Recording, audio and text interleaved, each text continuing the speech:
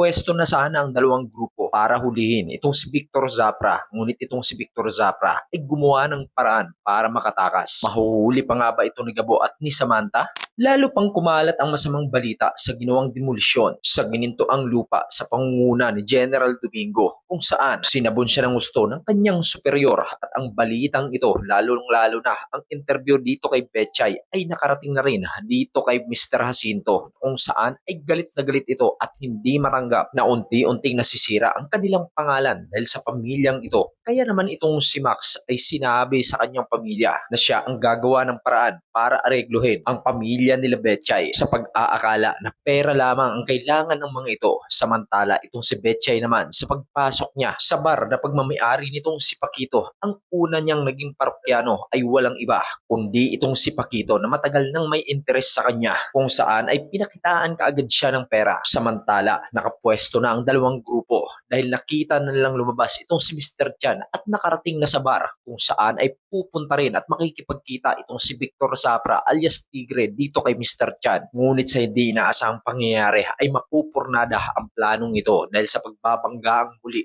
nitong si Samantha at nitong si Gabo, kung saan ang manliligaw ni Samantha ay nangialam at nagpang-abot pang dalawa. At dahil sa tensyon na ito at sa takot nitong si Samantha na baka makatakas itong si Victor Zapra, ay agad na niyang nilabas ang kanyang baril at dito ay pinasuko niya itong si Victor Zapra, ngunit nanlaban ito. Kaya naman dito umusbong ng gusto ang matinding gulo at palitan ng bala. At dahil nakagawa ng paraan ang mga kaibigan nitong si Gabo, lalong-lalo na itong si Gabo na makapasok ng bar dahil sa kawalan ng armas, ay natakot ng gusto ang mga kaibigan nitong si Gabo, lalong-lalo na at wala silang mga armas. Ngunit itong si Gabo ay hindi nagpatinag. Desidido siya na makuha itong si Victor Zapra. Kasabay ng pagtakas nito ay hinabol din ni Samantha ang sinasakyan nitong si Victor Zapra alias Tigre, at ito namang si Gabo sakay ng kanyang motorsiklo ay hinabol din niya ang kanyang target na magiging kasagutan sa kanyang pangangailangan, hanggang sa magtagumpay itong si Gabo na maabutan ang kanyang punteriya. At dito nga ay nagmano-mano ang dalawa, at sa paghaharap ng dalawa ay sinabi nga ni Gabo na kailangang sumuko itong si Victor Zapra